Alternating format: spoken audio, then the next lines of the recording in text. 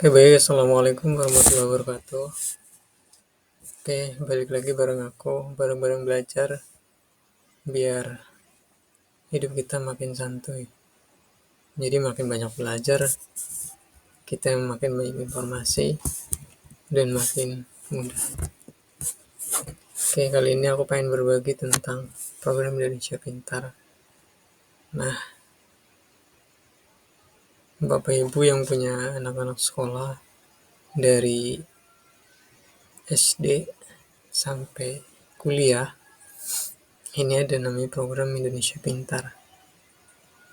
Atau nanti setelah mengikuti program Indonesia Pintar bisa mendapat kartu Indonesia Pintar ya. Pembiayaannya itu melalui kartu Indonesia Pintar. Oke, jadi Bapak Ibu sebenarnya nggak bisa ngecek sendiri tahun ini tuh udah keluar atau belum, atau jadi nominasi atau enggak. Apalagi kalau Bapak Ibu tuh anaknya udah pernah dapet penyaluran KIP-nya ya. Jadi kadang-kadang aku tuh ngelihat Bapak Ibu itu sibuk ngecek tapi belum ada. Nah, padahal pembiayaan atau penyaluran KIP itu bertahap. Jadi itu yang kadang-kadang sekolah itu nggak memberi informasi secara detail, karena udah ada sebagian yang cair, maka cuma bilang coba dicek sendiri masing-masing. Nah, kendalanya kalau kayak di daerah aku di sini jauh dari bank atau di daerah yang cukup jauh dari bank-bank penyalurnya, itu yang menjadi repot ya. Jadi harus bolak-balik. Nah, kalau yang udah dapat kartunya sekaligus ya lebih mudah sih sebenarnya karena tinggal ngecek. Tapi alangkah lebih enaknya lagi kalau kita emang udah tahu kita itu sebagai nominasi yang udah siap bayar atau masuk dalam tahap pembayaran. Jadi gimana sih cara ngeceknya? Bapak Ibu bisa ngecek masing-masing nanti punya anak Bapak Ibu. Jadi sebagai nominasi atau sebagai calon yang udah siap bayar. Ada perbedaannya. Kayak pertama-tama Bapak Ibu boleh akses pp.kemendikbud.go.id ya. Ini yang di SD juga ada, SMP ya.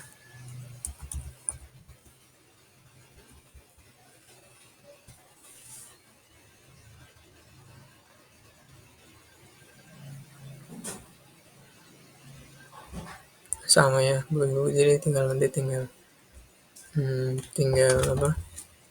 akses saja. Oke, jadi kalau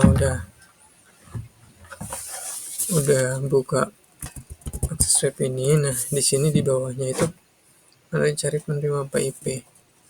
Di sini tinggal masukkan NISN, tahun lahir anak Bapak Ibu, terus nama ibunya, ibu kandung. Nah, jadi bisa langsung. Nah, NISN ini didapat dari mana? Ini kalau di SD ini dicatat di rapor. Jadi ada bacanya NISN ya. Aku cariin contohnya gimana. Di rapor SD.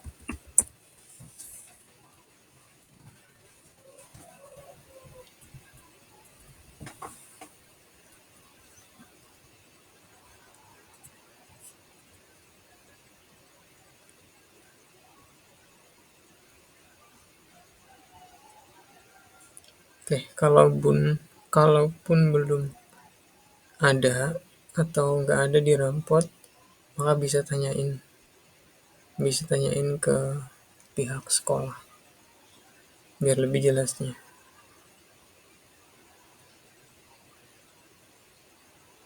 Oke, kalau udah punya NISN misalkan NIS-nya kita sebut 1, 2, 3, 4, 5, 6, 8, 9. Nah,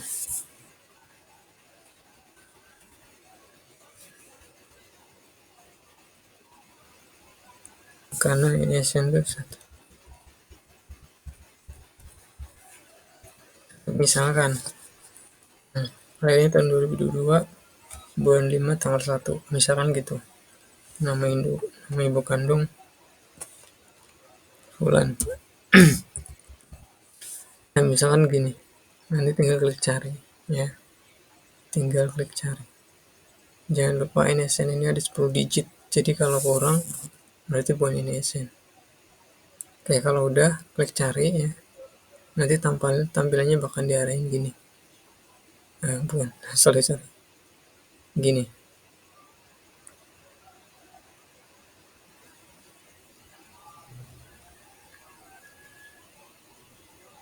Bakal diarahin gini ya. Nah, di sini ada tulisan nominasi. Artinya ini belum siap bayar ya.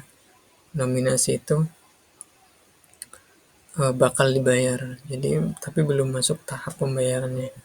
Jadi kalau misalkan sekarang di tahap 11, nominasi ini bisa tahap 12 dan seterusnya. Tapi yang pasti ini pasti bakal dapet. Cuma tahapnya yang belum pasti. Nah, yang tahu tahapnya itu biasanya sekolah. Jadi kalau nanya di sekolahnya, khususnya di operator PIP-nya nanti tahu. Nah, kalau keterangan ini yang pemberian, nah ini yang udah siap bayar atau udah dibayarin gitu. Jadi kalau udah pemberian, nanti bisa dicek di bank, bisa dicairin. Nah, ini pemberian atas nama Nanda Saputra ini bisa dibayarin. Jadi udah bisa dicairin ke bank. Jadi tinggal ke bank aja. Bank penyalur, kalau ini bank BNI, jadi ke bank BNI. Kalau udah punya kartu, bisa langsung dicek di kartu. Nggak perlu aktivasi lagi, jadi langsung ditarik aja bisa. Oke, kabar berikutnya, PIP ini berjenjang ya Bapak Ibu. Jadi kalau Bapak Ibu anaknya dapat di SD, itu biasanya bakal dilanjutin di SMP, SMA ya. Asalkan Bapak Ibu teliti terhadap data anak Bapak Ibu. Jadi data itu yang penting. Kalau si sekolah mensyaratkan harus yang punya kartu PKH misalkan, yang punya kartu jaminan sosial lainnya itu suruh mengumpulkan, maka dikumpulkan, karena itu yang bakal jadi tolak ukur si penerima berikutnya. Tapi kalaupun nggak dapet, itu bukan berarti sekolahnya yang nggak ngajuin atau yang menentukan nggak dapat, bukan itu ya Bapak Ibu. Tapi karena memang mungkin selain faktor ekonomi Bapak Ibu yang udah mulai berkembang, bisa jadi kuota yang terbatas. Jadi kuota di sekolah berikutnya itu memang lebih terbatas, atau kesalahan Bapak Ibu dalam pendataan anak. Jadi karena Bapak Ibu lamban terhadap keperluan kebutuhan data anak, maka si sekolah melaporkan apa adanya. Jadi kartu Indonesia Pintar yang didapat di sekolah sebelumnya nggak terinput, jadi nggak dapat. Berikutnya, ternyata si program PIP ini dilanjutkan ke jenjang kuliah. Artinya mereka yang sudah mendapatkan PIP di waktu sekolah menengah atasnya itu berkemungkinan besar dilanjutkan di kuliah kalau si anak tersebut memiliki antusiasme untuk melanjutkan kuliah berkait beserta dengan prestasi-prestasi yang ditunjukkan. Gitu ya Bapak Ibu. Jadi ini harus dimanfaatin banget, karena memang pemerintah ini memberikan perhatian terhadap pendidikan. Nah, contohnya gimana sih kategori yang sudah dapat PIP sama yang belum waktu daftar KIP kuliah. Jadi yang belum dapat PIP di SMA atau MA dan sederajat bisa juga mendaftar KIP kuliah. Ada perbedaan di datanya. Nah, ini contohnya. Asnawi Mutakhir. Nah, kalau di KIP kuliah, dia terdata di DTKS. Artinya memang data kependudukannya itu memang sudah terdata. Jadi menerima jaminan sosial ya. Nah, sedangkan misalkan nih satunya lagi, ini belum. Ya. Jadi belum terdata di DTKS. Dari poin yang harus disyaratin juga lebih banyak. 1, 2, 3, 4, 5. Ada 8 poin harus dilengkapin. Tapi tetap bisa daftar. Nah, setelah lengkap nanti dapat nomor registrasi PIP-nya. Yang ini bisa ditautin di pendaftaran kuliah. Nah, sedangkan yang penerima PIP cuma 4 syarat sebagai formalitas. Oke, mungkin itu tentang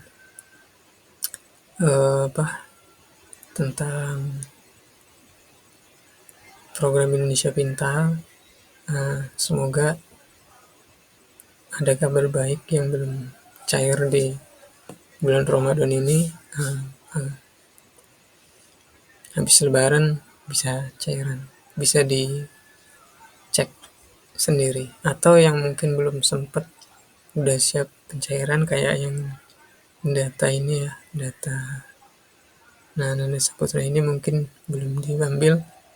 Nanti habis lebaran, habis bernasional bisa diambil di bank, dicairin di bank. Oke, mungkin itu tentang PIP. Kalau ada pertanyaan atau mengenai lanjutan dari jenjang PIP ini bisa ditanyain di kolom komentar. Besarannya beda-beda yang lebih bisa dibahas di lanjutan. Oke, mungkin sekian informasi dari saya. Semoga bermanfaat. Assalamualaikum warahmatullahi wabarakatuh.